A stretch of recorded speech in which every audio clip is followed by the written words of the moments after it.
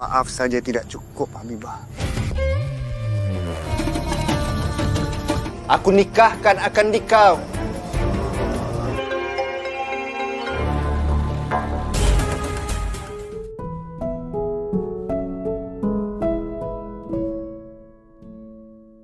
Film berlanjut ke episode kedua, di mana istri ketiga Walid bernama Habibah mempertanyakan tentang isu pernikahan Walid dengan Baiduri. Walid membantah tentang isu tersebut. Walid bilang ia sudah cukup memiliki 4 istri. Tidak lama kemudian, datang istri keempat bernama Masyitah. Masyitah mempertanyakan kenapa Walid tidak adil kepada mereka, di mana Rabiatul, istri kedua, lebih banyak mendapatkan waktu dibandingkan yang lain. Bukannya sadar dengan kesalahannya, Walid malah murka kepada Habibah. Ia menuding Habibah orang yang tidak bersyukur.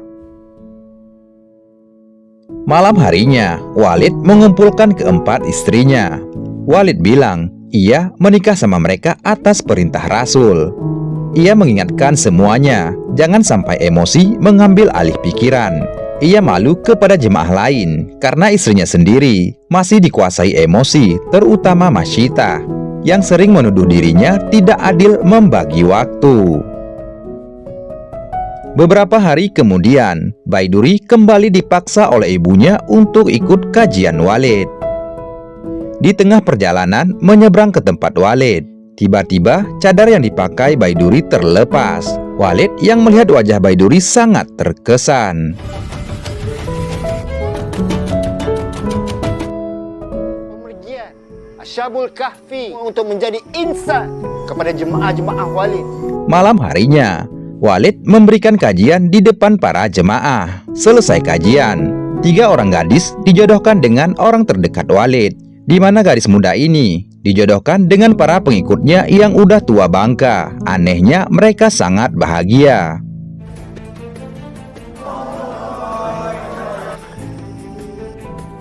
Tak 2 minggu bersama.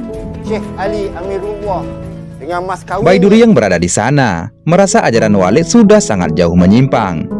Baiduri semakin dibuat heran ketika melihat jemaah rebutan makanan sisa Walid.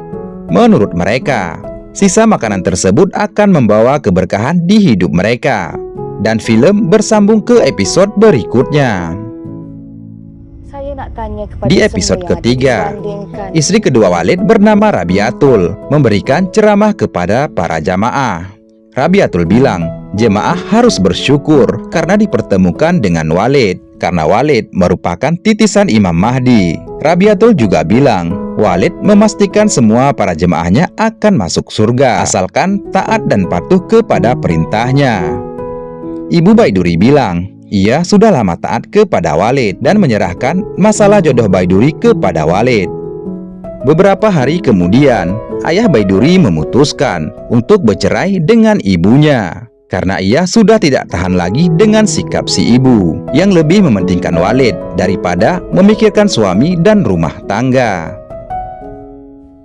Setelah diceraikan, si ibu mengajak Baiduri ke pondok Walid lagi, yang tujuannya untuk menunggu Hambali, putra Saifullah, orang kepercayaan Walid, pulang dari Yaman. Sudah pun pulang. Kepulangan Hambali disambut dengan bahagia oleh Walid. Walid berharap Hambali bisa menjadi panutan generasi muda jemaahnya. Pemimpin anak muda yang berhebat. InsyaAllah Walid. Jiwanya. Beberapa hari kemudian, Hambali disumpahkan untuk setia melaksanakan aturan jemaah jihad. Saat bersumpah, ia terdiam sejenak karena isi sumpah tersebut. Ia harus mengabdi kepada Walid. Hambali sebenarnya tidak mau menyebut mengabdi kepada Walid karena ditegur oleh ayahnya. Hambali terpaksa menyebutkannya. Setelah sumpah selesai, Hambali diberikan air cucian kaki Walid dan ia disuruh mencium kakinya. Lagi-lagi Hambali sebenarnya keberatan karena si ayah terus memaksa. Hambali pun melakukannya. Setelah acara tersebut, Saifullah memperkenalkan Baiduri kepada Hambali.